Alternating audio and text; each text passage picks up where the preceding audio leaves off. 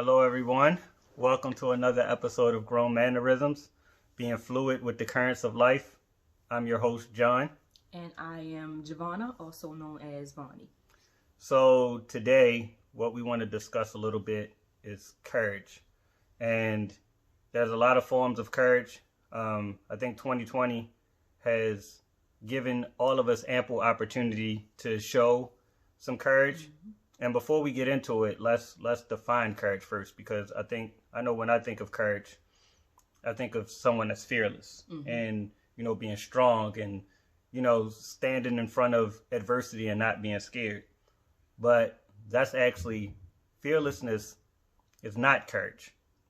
In order for you to show courage, you actually have to have fear. Mm-hmm. And that's going to lead us to the quote of this episode, which would be, courage is not being fearless.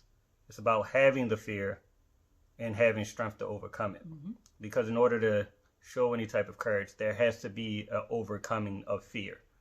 Like I said, there's a lot of different ways that we can show courage. But we're going to focus on 2020. Mm-hmm. And I'm going to start with you. Give me an example of something that you felt like you've done this year that has shown a lot of courage for you. So early this year, like right before the pandemic, I started a YouTube page. Mm-hmm. And for me... Definitely got to plug it. It's the J.R. Summers Project on YouTube.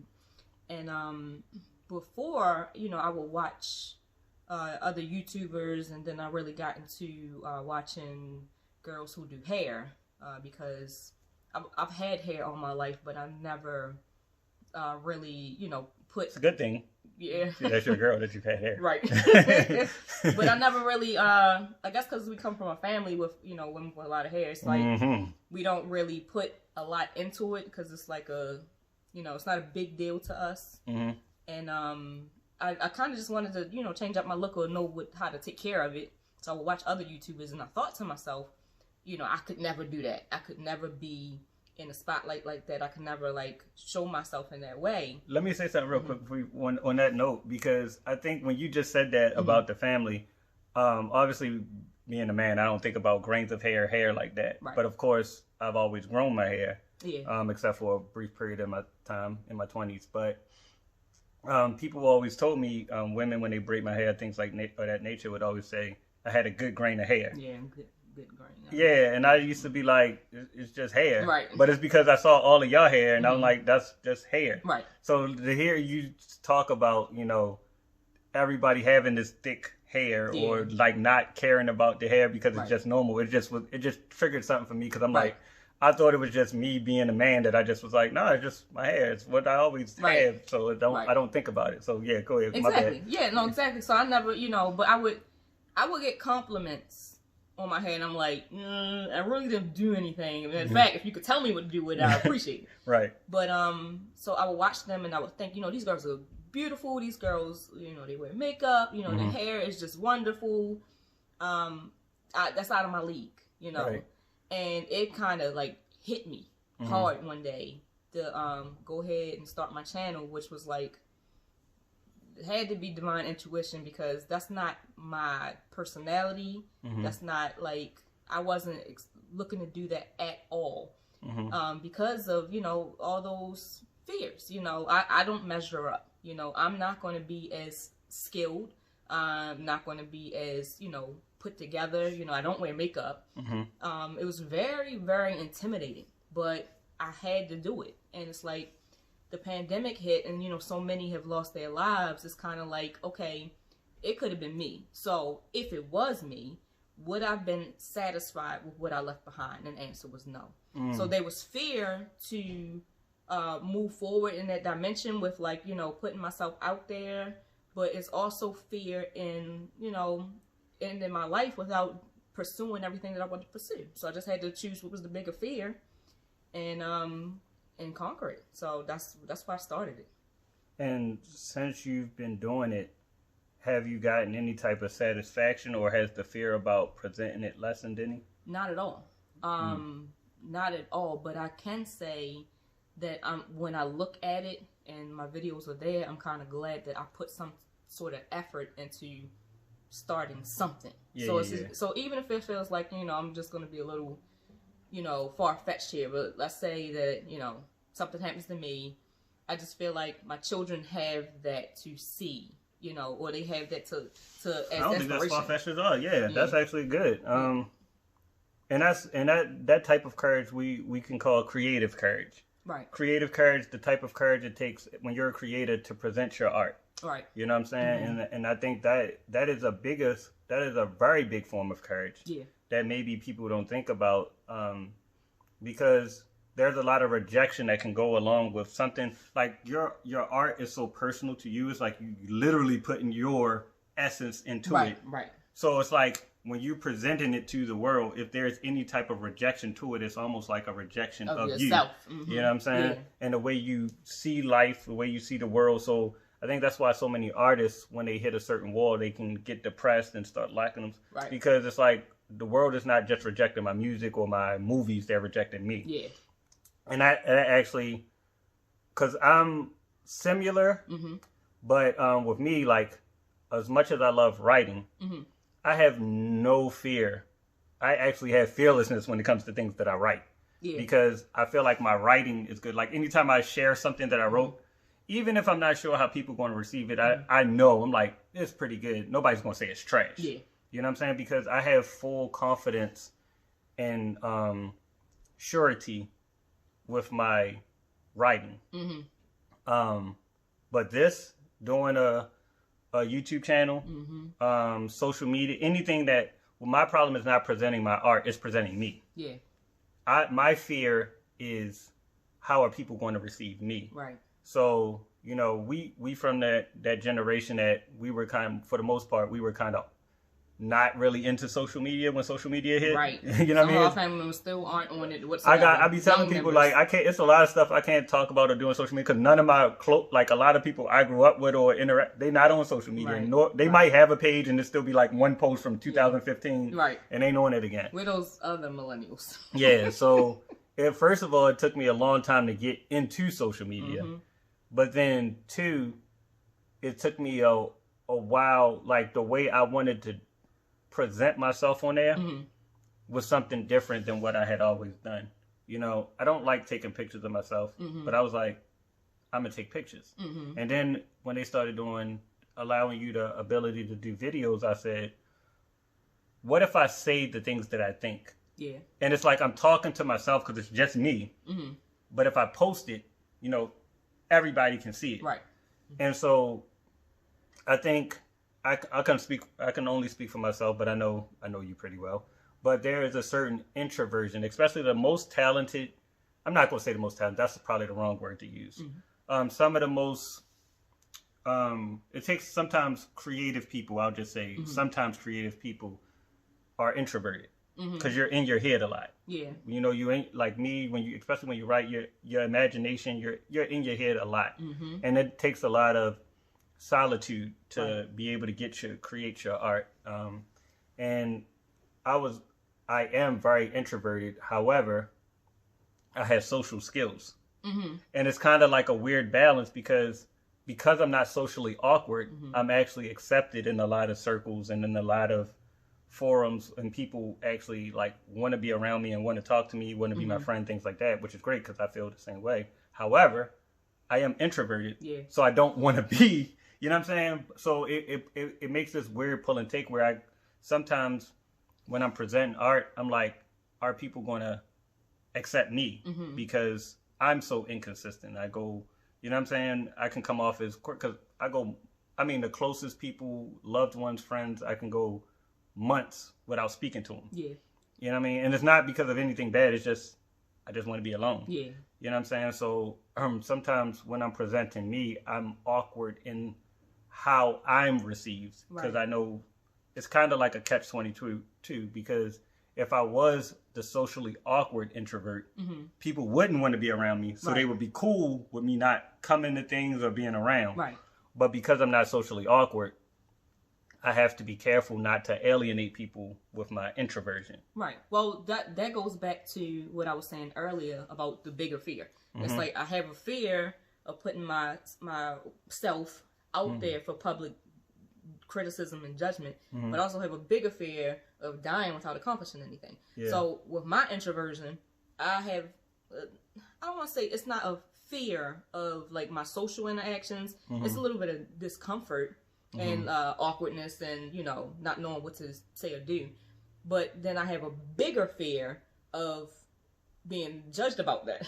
Yeah. So people think that I'm more social than I am because when I'm with you, I don't want you to be like, she didn't say anything. She just wasn't doing anything. She's so quiet. Like, that has happened so many times, and I don't like that. Yeah. So the bigger fear is the attention from being an introvert. Yeah.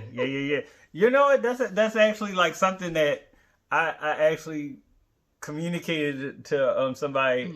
It's been a long time since I thought about that angle, because it's like I used to tell people, like, if I was off in the corner quiet, I get more attention that way. So I force myself to be in the center of the room.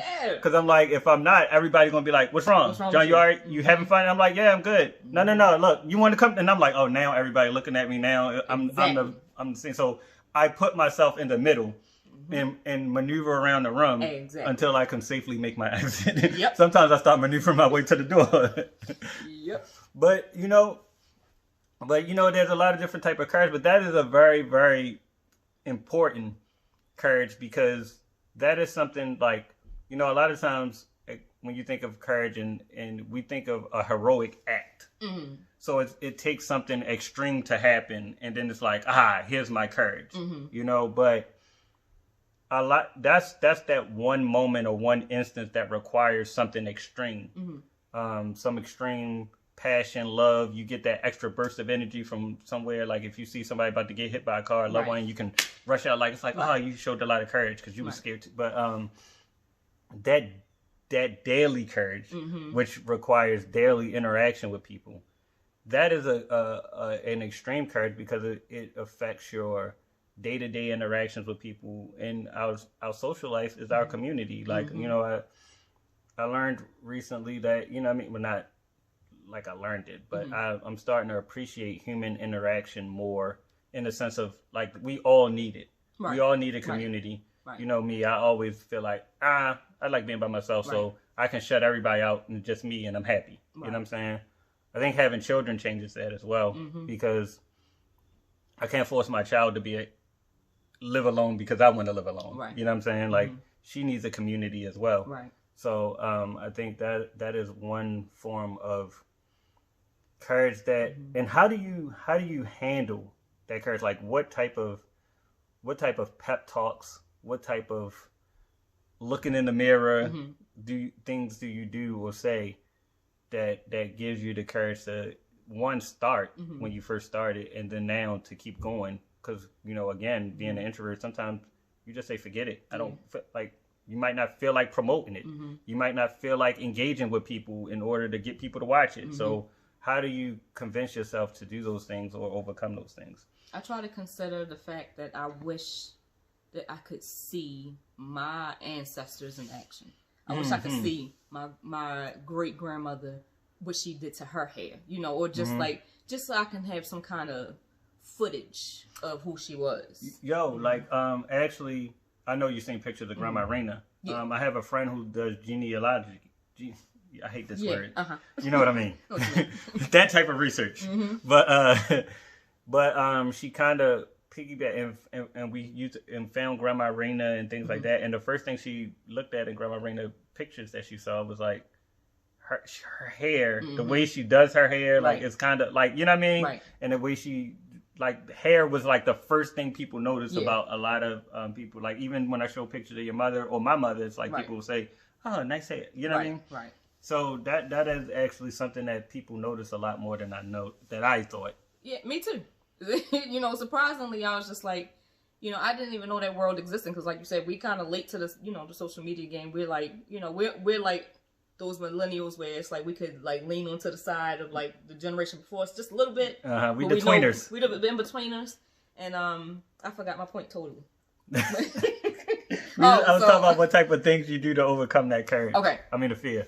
Okay. No, I was going somewhere else. All right. So I got a little acronym that I say. I think I made it up. But it's I hope I made it up because I'm about to say it. Fear, FEAR, forgetting everything's all right. You know, a lot of these things are in our head. You know, a lot of these circumstances, like we make up here. And we create narratives. We create these narratives. And even if they are true, like, so what? Like, these things don't make or break who you are. You know, like, people have lived through worse, kind of like, you know, just kind of get over it. You know, like, you're not having this unique experience that nobody ever had before. You know, so when you're in that moment of, you know, being at a standstill because of fear, it's like even people like us, and I don't even think that we're like, I guess when people get to know us more, they'll understand like the depth of this thing. Because if we're doing this, it's like, oh, what are they talking about? Those people look fearless. Look at them on camera. Yeah. This is a process of battle. You know, like this isn't naturally us, but it's just like this thing on the inside where you're like, you know what, I cannot just sit here and be swallowed up by this thing. You know, everything's all right. Let me just move forward to where my life wants to go. You know, let me move forward in that direction and stop being held back. And I think I want to say to everyone that keeping the theme of creative courage, since we've gone this far with it, like I know a lot of people sometimes are scared to present their art because they feel like it's already been done. Yeah, definitely me. And I've had those fears, and I've had those doubts. But there's a certain amount of, just like we talked about creative courage, it has to be creative arrogance as well. And I have creative arrogance in the sense of I feel like it's always a way that I can make mine.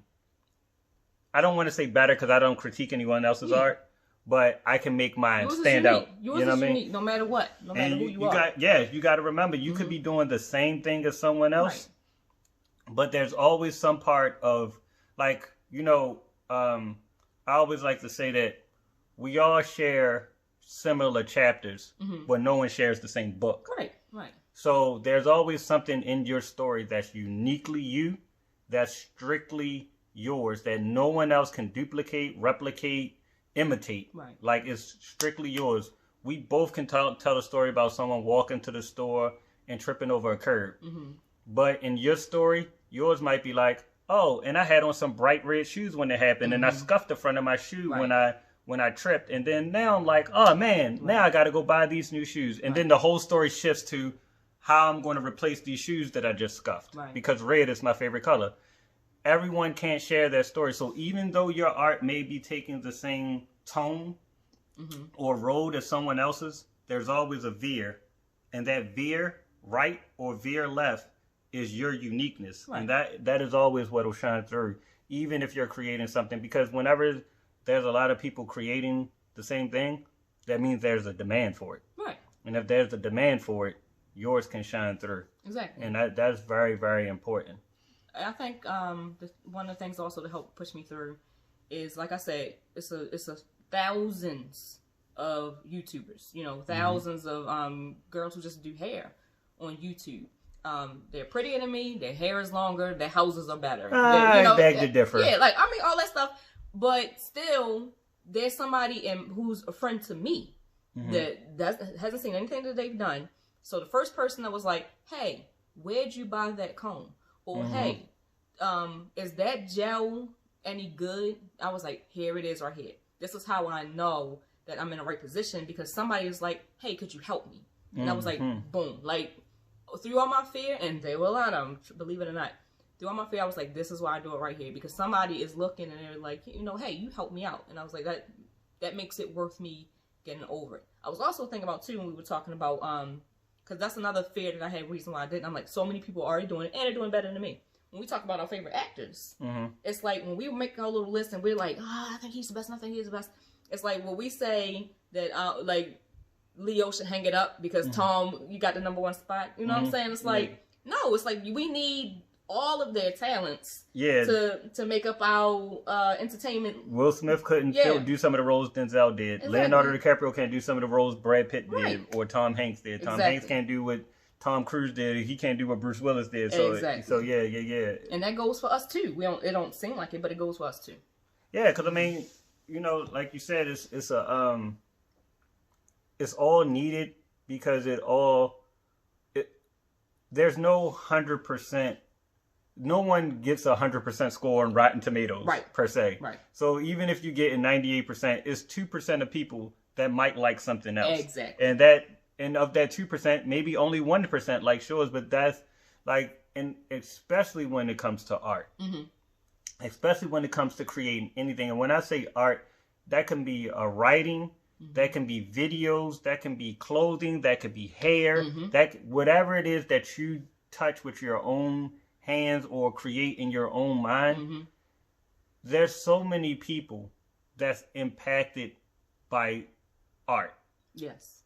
There's so many people that's inspired by it. So you never know, no matter what type of thing you're creating, you never know how you're impacting someone. Like someone can become a famous neurosurgeon, and then people ask why, and they'll be like, well, first thing I had to do, I struggled with my hair as a child a whole lot. And then I saw this video from this one lady, and it made me confident about my hair. And then once I got that confidence, it gave me the confidence to, go to school with the way my hair was. Yeah. And then I started getting better grades because I wasn't worried about how I presented myself. You know what I mean? I know that sounds convoluted, but that is... No, it's interesting. It's a snowball effect whenever you're creating. So, you know what I mean? I think a lot of times, especially when it gets... We live in a, what's the word? Capitalistic society where everything is about capital. Right. Everything becomes commercial. So of course, if you're rating your success off a monetary value, yeah, you can fall short of those goals sometimes, monetarily. But if the purpose of your art is to create it and feel satisfaction that something you created is impacting someone's life, or just bringing enjoyment, which is actually an impact in the world we live in today, everyone needs joy. Exactly.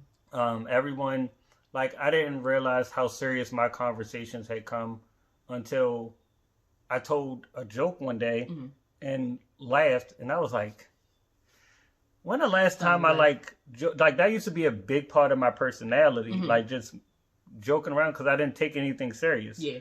And then all of a sudden, in trying to quote unquote better myself, I started taking everything serious. And it's something that I want to touch on in another episode because someone said to me,